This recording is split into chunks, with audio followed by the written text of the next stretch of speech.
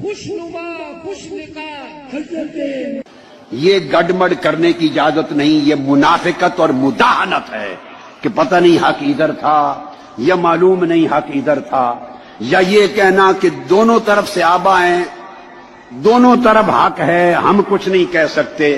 نہیں، اتنے فیڈر میں دودھ پینے والے بچے نہ بنو، نہ اتنے بدھو خود بنو، نہ بدھو امت کو بناؤ۔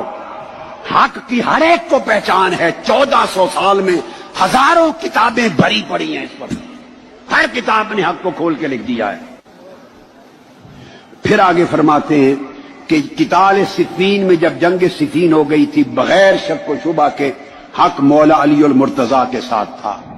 اب صاحب فتح القدیر لکھتے ہیں کہ اس پر دلیل قولہ علیہ الصلاۃ والسلام لعمار، جو متفق علیہ حدیث ہے بخاری مسلم کی، کہ آقا نے فرمایا ستقتلک الفئۃ الباغیہ، عمار تمہیں ایک باغی گروہ قتل کرے گا، شہید کرے گا۔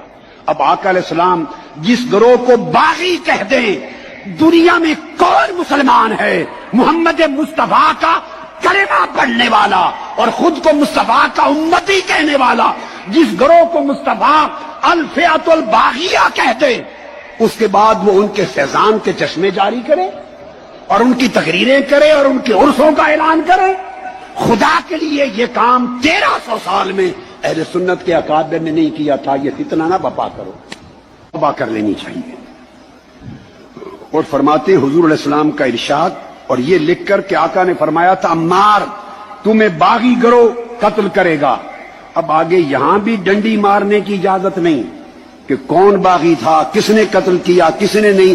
کوئی کہہ سکتا ہے جی معلوم نہیں، میں کہا نہیں، اتنے بدھو نہیں ہیں کہ معلوم نہیں۔ صاحب فتح القدیر لکھتے ہیں وَقَدْ قَتَلَهُ أَصْحَابُ مُعَاوِيَةَ يُصَرِّحُ بِأَنَّهُ بُغَاةٌ، اور واضح طور پر حضرت امیر معاویہ کے لشکر نے ان کو قتل کیا تھا۔ یہ تصریح کرتا ہے اس امر کی کہ یہ طبقہ باغیوں کا طبقہ تھا۔ اور اس کے بعد پھر آگے میں دیکھیے، کسی کو شوق ہو مجھ پر فتویٰ نہ لگائیں، مجھ سے پہلے امام مرغینانی صاحب الہدایہ پہ لگائیں، امام ابو منصور بغدادی پر لگائیں، امام ابو المعین النصفی پہ لگائیں، صاحب شرح المواقف پہ لگائیں، صاحب شرح المقاصد پہ لگائیں، اور صاحب شرح عقائد نصفیہ پہ لگائیں۔ میں نے کل درجنوں کتب حافظ ابن جرسکلانی پہ لگائیں، امام عینی پہ لگائیں۔ میں نے آپ کو 1300 سال کی تاریخ علم کل پڑھا دی، ان پہ جو فتویٰ لگائیں اس میں بھی شریک ہوں۔ پھر جنگ صفین صحیح بخاری میں انٹرنیشنل نمبر کے مطابق 2812 نمبر حدیث ہے، صحیح مسلم میں موجود ہے۔ آپ صلی اللہ علیہ وسلم نے حضرت عمار ابن یاسر کو دیکھا کہ مسجد نبی کی تعمیر کے دوران باقی تو ایک ایک اینٹ رکھ رہے ہیں، حضرت عمار نے 2 اینٹیں اٹھائی ہوئی ہیں، بڑے بڑے پتھر۔ حضرت عمار یعنی اتنے جوشیلے قسم کے جوان تھے، حضور صلی اللہ علیہ وسلم کو بڑا ان پر رحم آیا۔ آپ صلی اللہ علیہ وسلم نے ان کے جسم سے مٹی جھاڑی اور کہا کہ اے سمیہ کے بیٹے، تجھ پہ وہ بڑی مصیبت آئے گی، افسوس تجھے ایک باغی جماعت قتل کرے گی۔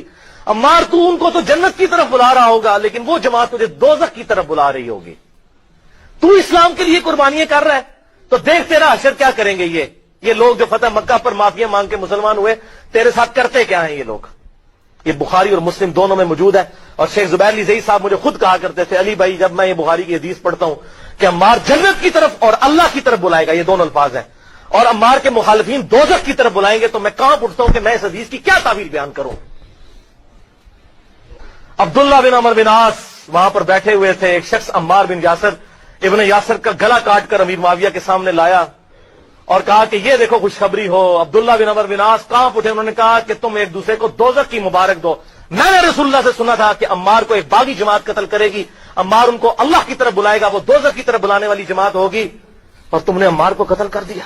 اشکال چیز ہی نہیں ہے کہ کون حق پر تھا کون حق پر نہیں تھا، وہ تو علی رضی اللہ تعالیٰ عنہ حق پر تھے اور اہل شام فیع باغیہ تھے۔ حدیث سے واضح ہے کہ آپ نے عمار ابن یاسر سے فرمایا تقتلک الفئۃ الباغیہ، کہ تمہیں ایک باغی جماعت قتل کرے گی، لہذا اس میں یہ تو کوئی قابل اشکال چیز ہی نہیں ہے کہ کون حق پر تھا کون حق پر نہیں تھا، وہ تو علی رضی اللہ تعالیٰ عنہ حق پر تھے اور اہل شام فیع باغیہ تھے اور اہل شام فیع باغیہ تھے اور اہل شام فیع باغیہ تھے اور اہل شام فیع باغیہ تھے.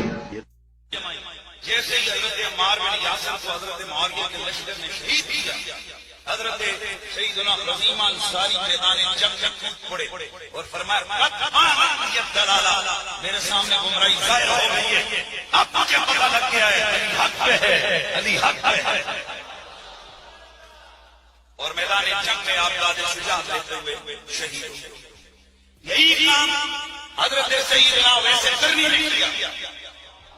انہوں نے بھی حضرت سیدنا عمار بن یاسر کے بارے میں یہ سن رکھا تھا، چنانچہ وہ بھی چپ کر کے بیٹھے رہے. جیسے یہ آواز گونجی لو عمار شہید ہو گیا ہے، کس نے اس کو شہید کیا؟ لوگوں نے کہا حضرت معاویہ کے لشکر نے شہید کیا. یہ تلوار لے کر میدان میں کود پڑے. فرمایا میں تو پہلے ہی کہتا تھا علی حق پر ہے، اب تو اور بھی زیادہ واضح ہو گیا علی حق پر ہے.